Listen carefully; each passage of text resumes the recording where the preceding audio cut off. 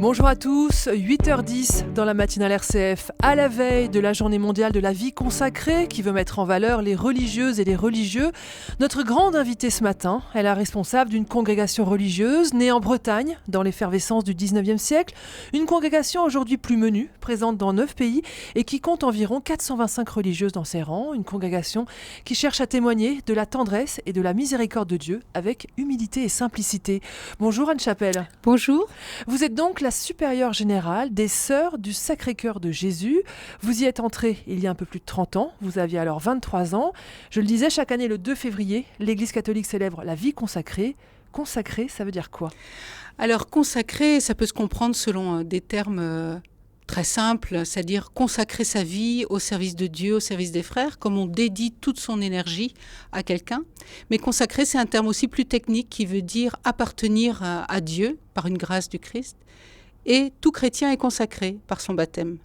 Alors, vous êtes un peu plus que moi ? Alors, je dirais pas un peu plus, mais vous savez que c'est une grande discussion dans l'Église. Je dirais pas un peu plus, mais je dirais autrement. Donc c'est une façon de vivre son baptême, la consécration de son baptême, autrement. J'allais dire d'une façon plus radicale, mais vous voyez, j'utilise encore un superlatif, donc on n'est pas bon. Beaucoup de précautions. Non, c'est vivre son baptême et la consécration de son baptême autrement, sur un mode de vie totalement centré autour de la personne du Christ et pour le service des frères. Alors, je crois qu'il y a 3 vœux qui sont à l'origine de la vie religieuse. Vous pouvez nous les rappeler ? Alors, le vœu de pauvreté, le vœu de chasteté et le vœu d'obéissance. On va peut-être les détailler un peu. Oui.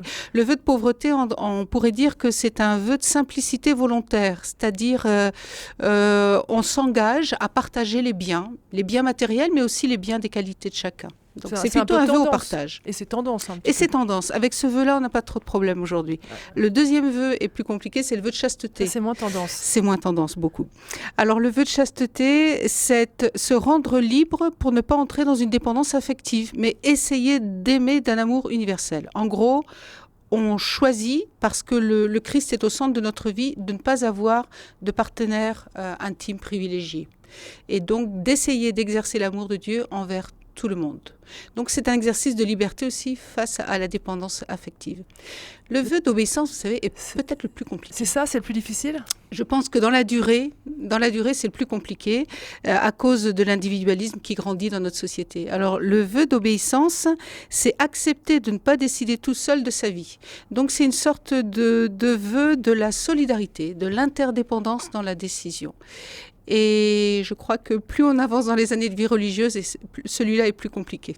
Est-ce qu'on peut être consacré, vivre selon la règle d'une congrégation religieuse et rester une femme libre ? En fait, c'est le but de la vie religieuse, de devenir libre. C'est le but de la vie religieuse ? Le but de la vie religieuse, c'est d'entrer dans une liberté spirituelle croissante. Alors, ça veut dire quoi, ça ? Ça veut dire que il faut vous êtes libre et en même temps, vous ne décidez pas de tout pour vous.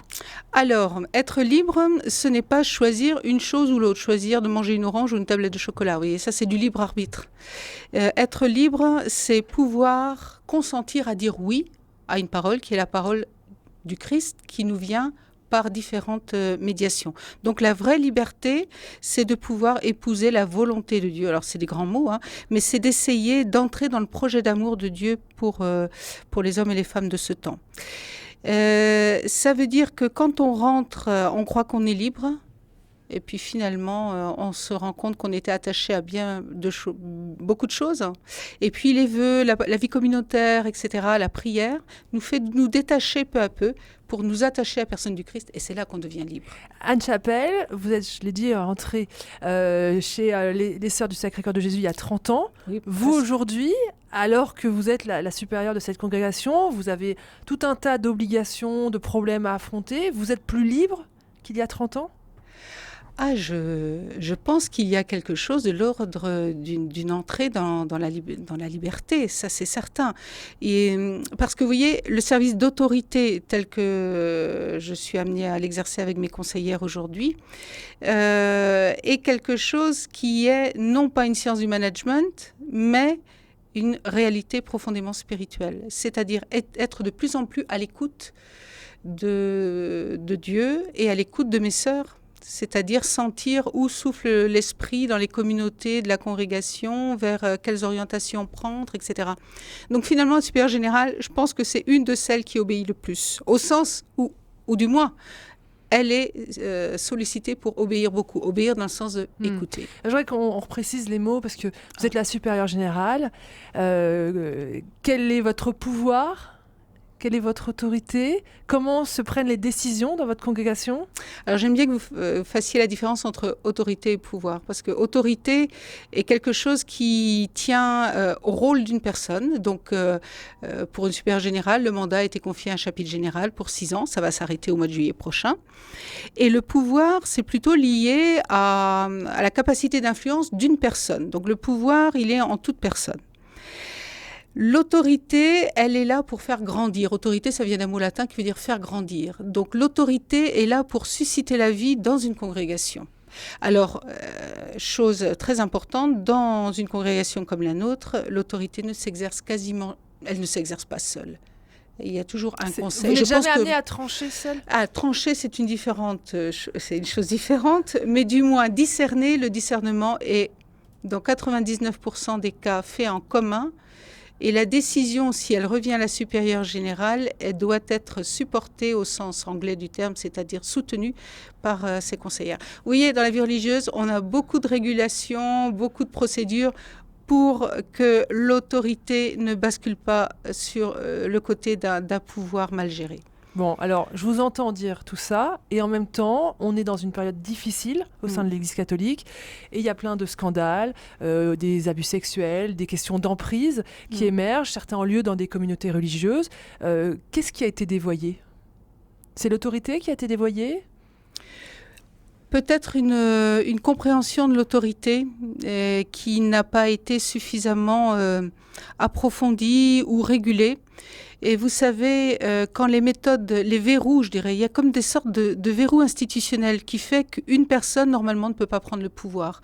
Quand ces verrous sautent parce qu'il y a complicité de 2-3 membres, etc., ou une loi du silence qui règne, eh bien là, le pouvoir peut prendre le dessus. Je dirais qu'en face du pouvoir, il y a comme une sorte de tétanisation de personnes qui sont sous un phénomène, vous avez dit d'emprise, on pourrait dire de séduction.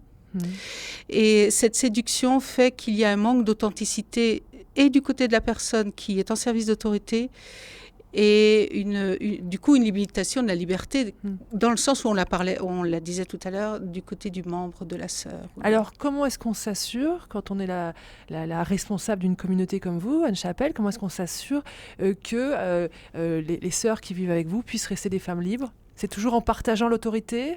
C'est une question d'autorité, de parole ?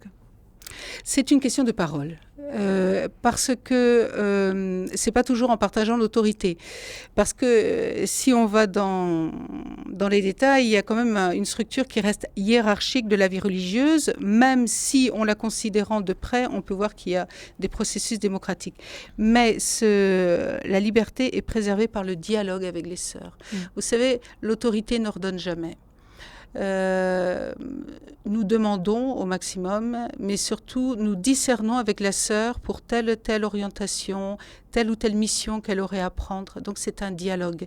Et le dialogue est d'autant plus de bonne qualité que l'autorité assume son poste, si vous voulez, sa mission, et que la sœur en face, en toute authenticité, puisse dire « Bien oui, je pense que je lis là un appel » où elle dit « Là, je pense que je ne serai pas au meilleur de ce que je peux donner. » Voilà. Du dialogue, la parole. Sœur Anne Chapelle, je rappelle, vous êtes la responsable d'une congrégation, les Sœurs du Sacré-Cœur de l'Enfant Jésus. Ce n'est pas vraiment la congrégation la plus connue. C'est une congrégation qui est née au 19e siècle, une communauté ancienne. Aujourd'hui, il y a des communautés nouvelles.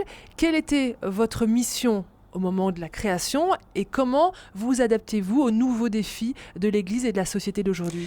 Alors je dirais tout d'abord que vous savez, les congrégations un peu classiques, traditionnelles comme la nôtre aujourd'hui, elles étaient les communautés nouvelles au 19e siècle. Et là, il y a eu un cycle de vie, c'est ça ? Je pense qu'il y a un cycle de vie, il y a une effervescence missionnaire, apostolique, il y a une puissance de créativité extraordinaire, peut-être sans égale dans l'histoire au 19e siècle. Et plusieurs de ces congrégations ont traversé l'épreuve du temps et sont aujourd'hui, pour celles qui sont nées donc au 19e, presque bicentenaires.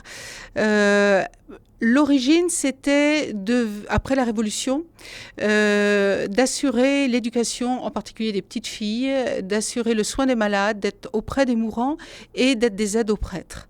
Donc, si vous voulez, le développement des communautés a été de pair avec le maillage paroissial qui couvrait tout le territoire local là-bas. Là-bas, quand je dis là-bas, c'est la Bretagne. Et je dirais que ma congrégation, comme beaucoup d'autres, sont nées, si vous voulez, de façon circonstancielle pour répondre à des besoins précis. Et alors aujourd'hui ? Et aujourd'hui, les circonstances ont changé. Donc, c'est pour ça que nous sommes dans une période de mutation où il faut réentendre les nouveaux appels. Les réentendre, vous voyez, à la création en 1816, notre charisme ou notre appel, c'était ranimer la foi et restaurer les mœurs. Donc, c'est inaudible complètement aujourd'hui. Voilà, donc aujourd'hui Alors aujourd'hui, ranimer la foi, c'est peut-être reconstruire la confiance dans l'existence, la confiance en soi, la confiance en Dieu. Et restaurer les mœurs, c'est peut-être favoriser la dignité de la personne humaine dans toutes les implications que ça a à avoir. Alors les communautés nouvelles ont ça pour elles qu'elles ont aujourd'hui la joie de la nouveauté, la fondation récente et, de par leur jeunesse, une certaine familiarité avec les technologies modernes qui leur permet d'être en phase avec le monde d'aujourd'hui.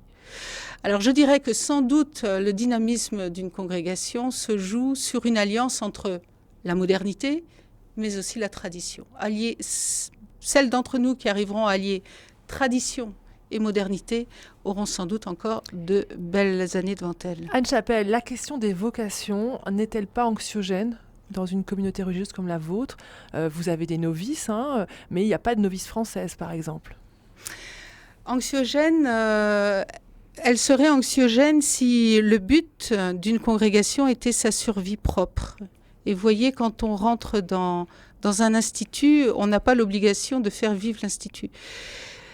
Quand je suis rentrée, et beaucoup de mes consoeurs, nous sommes rentrés pour le Christ. Et cela, c'est éternel et ça vaudra toujours. Et puis, il y avait un moyen pour le suivre et ce moyen, c'est l'Institut. Donc, un institut qu'on aime beaucoup, évidemment. Et comme une famille, on aimerait qu'elle grandisse et qu'elle s'épanouisse.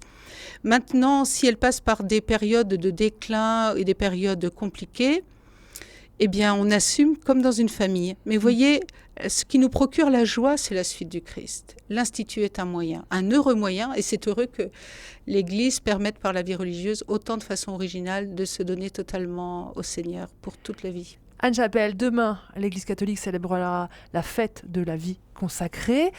Est-ce que la place des religieuses au sein de l'Église catholique, aujourd'hui, en 2019, elle est satisfaisante ? La place de la vie religieuse, elle est... Non, j'ai dit des religieuses. Ah, pardon, la place des religieuses. Alors, puisque vous me faites passer de la vie religieuse aux religieuses, je vais vous dire que c'est justement là la différence de perception. Quand on parle de la vie religieuse en général dans la société ou dans l'Église, on connaît ou on ne connaît pas, on a des a priori, des préjugés.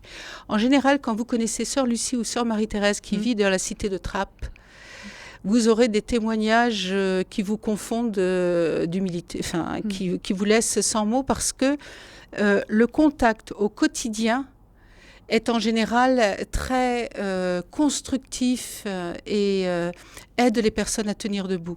Les sœurs, les religieuses, là où elles sont, construisent du lien social. Et ça, c'est très précieux. Moi, je les compare à des iris. Il paraît que les iris, ça retient la terre, ça empêche de glisser la terre. Vous voyez, ça fait des pseudo-talus.